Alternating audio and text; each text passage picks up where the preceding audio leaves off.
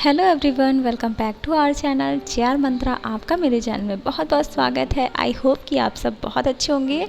Guys, जो आज का लेसन प्लान है वो इस टॉपिक पर है, भारत के प्रमुख मौसम, जो कि बहुत ही इंटरेस्टिंग टॉपिक है। आई होप कि आपको ये लेसन प्लान पसंद आएगा, और अगर आपको ये मेरा वीडियो अच्छा लगे तो please like, share and comment कर दीजिएगा। तो गाइज़, इस लेसन प्लान को स्टार्ट करने के पहले अगर आप मेरे पिछले वीडियोज़ नहीं देखे हैं तो देख लीजिएगा। मैंने आपको 26 लेसन प्लान ज्योग्राफी में, और मैंने आपको बीएड की प्रैक्टिकल फाइल्स भी प्रोवाइड कर दी हैं। आई होप कि वो सब आपके लिए काफ़ी हेल्पफुल रही होंगी। तो चलिए गाइज, इस वीडियो को स्टार्ट करते हैं। सबसे पहले आप इसका फॉर्मेट देख लीजिए। इसका फॉर्मेट आप इस तरीके से बनाते हैं, और यहाँ पर आके हमारा ये लेसन प्लान एंड होता है। तो आप प्लीज़ मेरे चैनल को सब्सक्राइब कर दीजिएगा, ताकि जब भी मैं नेक्स्ट वीडियो अपलोड करूँ तो आपके पास नोटिफिकेशन चली जाए। तो सबसे पहले गाइज़, यहाँ पर आप पाठ योजना संख्या डाल लीजिएगा। आपका जो भी लेसन प्लान नंबर होगा यहाँ पर आप फिल कर लीजिएगा। देन आप संस्था का नाम यहाँ पर लिखेंगे। संस्था का नाम मीन्स आपकी टीचिंग जिस स्कूल में लगी होगी आप उस स्कूल का नाम लिख लीजिएगा। देन आप छात्राध्यापिका का नाम लिख लीजिएगा, मीन्स छात्राध्यापक या छात्राध्यापिका का नाम। तो यहाँ पर आप अपना नाम डाल लीजिएगा। देन आप इस तरीके से स्ट्रक्चर बनाएंगे गाइज़। इसमें दिनांक, कक्षा, वर्ग, विषय, उप विषय, चक्र और अवधि लिखेंगे।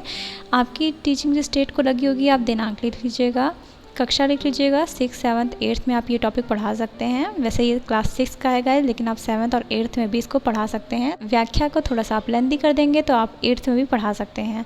और गाइस, यहाँ पर आप वर्ग लिख लीजिएगा, और उप विषय में ये भूगोल का टॉपिक है, और चक्र और अवधि। देन आपका यहाँ पर आता है प्रकरण भारत के प्रमुख मौसम। देन आपका आएगा यहाँ पर सामान्य उद्देश्य। गाइस, सामान्य उद्देश्य क्या होता है?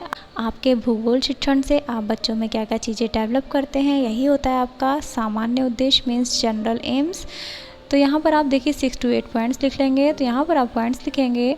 छात्रों को भौगोलिक ज्ञान कराना, छात्रों में प्रकृति के प्रति प्रेम उत्पन्न कराना व प्राकृतिक संसाधनों का ज्ञान कराना, छात्रों की मानसिक शक्तियों का ज्ञान कराना, छात्रों को जीविकोपार्जन के योग्य बनाना, भौगोलिक परिस्थितियों का मानव जीवन पर पड़ने वाले प्रभावों का ज्ञान कराना, छात्रों में स्वदेश प्रेम की भावना का विकास करना, छात्रों में अंतर्राष्ट्रीय अवबोध एवं सहयोग की भावना का विकास करना, छात्रों को भावी विश्व नागरिकता का प्रशिक्षण देना।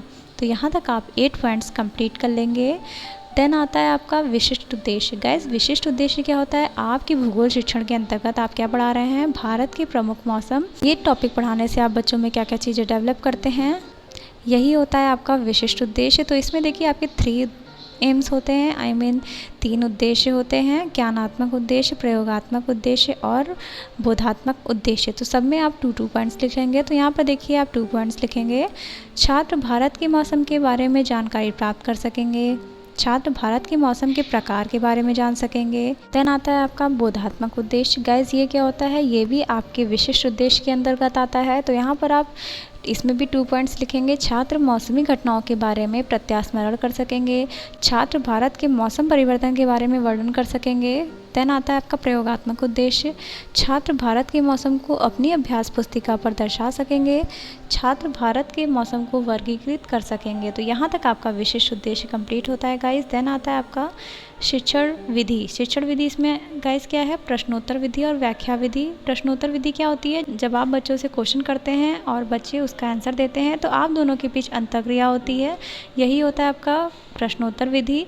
और व्याख्यान विधि क्या होता है? व्याख्या विधि में जो टीचर होता है, मीन्स जो छात्राध्यापक होता है, मीन्स आप यहाँ पर व्याख्या देते हैं और बच्चे इसे शांतिपूर्वक सुनते हैं। सिर्फ इसमें शिक्षक एक्टिव होता है, और यहाँ पर जो छात्र होते हैं वो साइलेंट होते हैं, मीन्स शांत होते हैं। तो यहाँ पर देखिए इसके बाद आता है आपका सहायक सामग्री। ये क्या होता है? आपके शिक्षण के दौरान आप जो जो चीज़ अपने साथ ले जाते हैं, यही होता है आपका सहायक सामग्री। कक्षा संबंधी सहायक सामग्री जैसे चार्ट, चॉक, डस्टर, ग्लोब, मानचित्र, लपेट श्यामपट्ट आदि। देन आपका आता है पूर्व ज्ञान। छात्र भारत के मौसम के बारे में जानकारी रखते हैं। यहाँ पर देखिए आप आपका क्या होता है पूर्व ज्ञान, आप बच्चों से एक्सपेक्ट करते हैं कि बच्चे कुछ ना कुछ आपके टॉपिक के बारे में जानते होंगे। जो पूर्व ज्ञान होता है ये बच्चों के लिए एक ब्रिज का काम करता है, मीन्स ज्ञात से अज्ञात की ओर आप ले जाते हैं बच्चों को। तो यहाँ पर छात्र भारत के प्रमुख मौसम के बारे में सामान्य जानकारी रखते हैं, ये होता है आपका पूर्व ज्ञान। देन आपका होता है प्रस्तावना। गाइस, प्रस्तावना क्या होता है, आप बच्चों से काफ़ी ईजी क्वेश्चन पूछते हैं ताकि बच्चे उसका आसानी से आंसर दे पाएँ जो बच्चों के पूर्व ज्ञान से संबंधित हो। तो यहाँ पर देखिए आप क्वेश्चन पूछेंगे गर्म वायु कब चलती है, तो बच्चे कहेंगे गर्मियों में। फिर आप क्वेश्चन पूछेंगे ठंडी वायु कब चलती है, तो बच्चे कहेंगे सर्दियों में। फिर आप क्वेश्चन पूछेंगे वायु में नमी कब होती है, तो बच्चे कहेंगे बरसात में। फिर आप क्वेश्चन पूछेंगे गर्मी, सर्दी और बरसात को हम क्या कहते हैं, तो बच्चे कहेंगे मौसम। फिर आप क्वेश्चन पूछेंगे मौसम के बारे में आप और क्या जानते हैं, तो यहाँ पर समस्यात्मक हो जाएगा, बच्चे आंसर नहीं दे पाएंगे। तो ये होता है आपका उद्देश्य कथन। बच्चों, आज हम भारत के प्रमुख मौसम के बारे में अध्ययन अध्यापन का कार्य करेंगे। तो यहाँ तक आपका ये कंप्लीट होता है। देन आता है आपका प्रस्तुतिकरण। गाइस, प्रस्तुतिकरण क्या होता है, प्रस्तुतिकरण के अंतर्गत आप इसमें शिक्षण बिंदु पढ़ाते हैं। शिक्षण बिंदु इसमें आप 3 पढ़ाएंगे गाइस। क्यों? क्योंकि आप बीएड फाइनल ईयर में हैं, तो ये आपका लॉन्ग लेसन प्लान होता है, मीन्स दीर्घ पाठ योजना होता है। तो इसमें आप 2 से 3 शिक्षण बिंदु ले सकते हैं। और आपका बीएड फर्स्ट ईयर में क्या होता है, आपका एक ही शिक्षण बिंदु होता है और इसमें आपका 2 से 3 शिक्षण बिंदु हो सकता है। तो यहाँ पर आप बच्चों से फिर से क्वेश्चन पूछेंगे गर्मियों में मौसम कैसा होता है, तो बच्चे कहेंगे दिन में बहुत गर्म हवा चलती है। तो फिर आप क्वेश्चन पूछेंगे मौसम किसे कहते हैं, तो यहाँ पर समस्यात्मक हो जाएगा, बच्चे आंसर नहीं दे पाएंगे। तो यहाँ पर देखिए इसके बाद आता है आपका छात्राध्यापिका कथन। आप बच्चों को यहाँ पर एक्सप्लेन करेंगे, मीन्स व्याख्या देंगे। क्षण प्रतिक्षण धूप, वर्षा, हवा आदि में परिवर्तन होता रहता है, यही दैनिक परिवर्तन मौसम कहलाता है। पल पल, घंटे घंटे, दिन सप्ताह में मौसम बदलता रहता है। तो ये हो गया मौसम की व्याख्या, छोटी सी व्याख्या। ऐसा नहीं कि आप बहुत बड़ी सी व्याख्या कर दें और बच्चे समझ भी ना पाएँ। बहुत ही ईजी लैंग्वेज में आप बच्चों को व्याख्यान देंगे, ठीक। तो ये हो गया आपका। और यहाँ पे आप गाइस देख रहे हैं शिक्षण बिंदु में मैंने लिखा है भारत के प्रमुख मौसम, और यहाँ पर आप देख सकते हैं गाइस आपका श्यामपट्ट सारांश होता है। आप बच्चों को जब व्याख्या देंगे तो यहाँ पर श्यामपट्ट सारांश मीन्स ब्लैक बोर्ड पर कुछ वर्क करेंगे। ये देखिए जैसा कि मैंने लिखा है, आपका ब्लैक बोर्ड वर्क बहुत बड़ा नहीं होना चाहिए, बहुत ही इम्पॉर्टेंट पॉइंट लिखे होने चाहिए, तो आप यहाँ पर लिख देंगे। देन आता है आपका बोध प्रश्न। बोध प्रश्न क्या है, अभी अभी जो आपने व्याख्या दी है उसमें से आप कुछ क्वेश्चन पूछेंगे बच्चों से। तो यहाँ पर आप क्वेश्चन पूछेंगे मौसम किस प्रकार बदलता है, तो बच्चे आंसर देंगे पल पल, घंटे घंटे, दिन सप्ताह में मौसम बदलता रहता है। फिर आप क्वेश्चन पूछेंगे मौसम किसे कहते हैं, तो बच्चे आंसर दे पाएंगे क्षण प्रतिक्षण, धूप, वर्षा, हवा आदि दैनिक परिवर्तन मौसम कहलाते हैं। तो यहाँ तक देखिए आपका ये एक शिक्षण बिंदु एंड होता है। देन आता है आपका सेकंड शिक्षण बिंदु। इसमें आप क्या करेंगे, इसमें आप मौसम के प्रकार के अंतर्गत शीत ऋतु व ग्रीष्म ऋतु को कवर करेंगे। तो यहाँ पर देखिए आप क्वेश्चन पूछेंगे सर्दी का मौसम किन महीनों में आता है, तो बच्चे आंसर देंगे सर्दी का मौसम दिसंबर से जनवरी महीनों में होता है। तो यहाँ पर फिर आप क्वेश्चन पूछेंगे मौसम के प्रमुख प्रकार के बारे में आप क्या जानते हैं, तो यहाँ पर समस्यात्मक हो जाएगा, बच्चे आंसर नहीं दे पाएंगे। तो यहाँ पर आप व्याख्या देंगे भारत में प्रमुख 4 मौसम हैं या 4 प्रकार के मौसम हैं। तो यहाँ पर देखिए शीत ऋतु, ग्रीष्म ऋतु, वर्षा ऋतु और शरद ऋतु।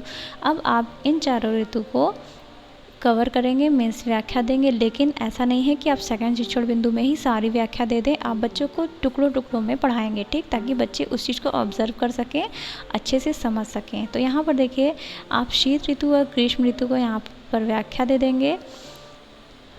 शीत ऋतु, ठंडे मौसम में सूर्य की सीधी किरणें नहीं पड़ती हैं, जिसके कारण या जिसके परिणाम स्वरूप उत्तर भारत का तापमान कम हो जाता है। देन आपका आता है ग्रीष्म ऋतु। गर्मी के मौसम में सूर्य की किरणें अधिकतर सीधी पड़ती हैं, तापमान बहुत अधिक होता है, दिन के समय गर्म व शुष्क हवा चलती है, उसे लू कहते हैं। तो ये देखिए आपका शिक्षण बिंदु सेकंड में आप इतना कवर करेंगे और यहाँ पर आप श्यामपट्ट सारांश भी देते रहेंगे। ये देखिए ये है आपका श्यामपट्ट सारांश यहाँ तक। देन आपका फिर से आता है बोध प्रश्न। अभी अभी जो आपने पढ़ाया है उससे आप कुछ क्वेश्चन पूछेंगे। शीत ऋतु किन महीनों में होती है, तो बच्चे आंसर देंगे दिसंबर से फरवरी। देन आप क्वेश्चन पूछेंगे ग्रीष्म ऋतु किन महीनों में होती है, तो बच्चे आंसर देंगे मार्च से मई। देन आपका आता है शिक्षण बिंदु थर्ड। यहाँ पर देखिए थर्ड शिक्षण बिंदु आ चुका है। अब इसमें आप अभी तक नहीं पढ़ाए थे 2 ऋतुएं, वो आप इसमें कवर कर देंगे। तो यहाँ पर देखिए आप फिर से क्वेश्चन पूछेंगे वर्षा ऋतु कब से कब तक होती है, तो यहाँ पर बच्चे आंसर देंगे जून से सितंबर। देन आपका क्वेश्चन होगा वर्षा ऋतु के बारे में आप और क्या जानते हैं, तो यहाँ पर समस्यात्मक आ जाएगा, बच्चे आंसर नहीं दे पाएंगे। देन आप यहाँ पर छात्राध्यापिका कथन देंगे। वर्षा ऋतु यह मौसम के आने तथा आगे बढ़ने का मौसम है। इस समय पवन बंगाल की खाड़ी तथा अरब सागर से स्थल की ओर बहती है।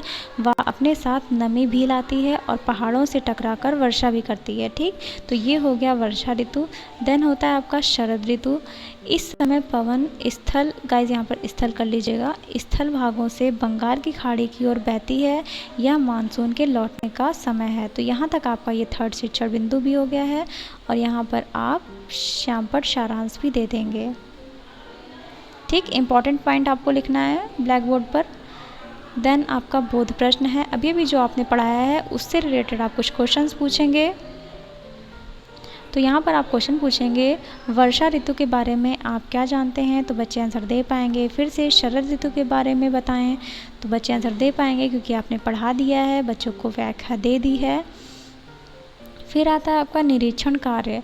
छात्राध्यापिका छात्रों को श्यामपट्ट सारांश अपनी अभ्यास पुस्तिका में उतारने का निर्देश देकर स्वयं घूम घूम कर कक्षा का निरीक्षण करेंगी। तो यहाँ पर आप बच्चों को नोटबुक में लिखने को बोलेंगे जो कि आपने ब्लैक बोर्ड पर उतारा था, तो बच्चे उसे अपनी अपनी अभ्यास पुस्तिका में लिखेंगे और आप क्लास में निरीक्षण करेंगे, देखेंगे कि बच्चे लिख रहे हैं या नहीं।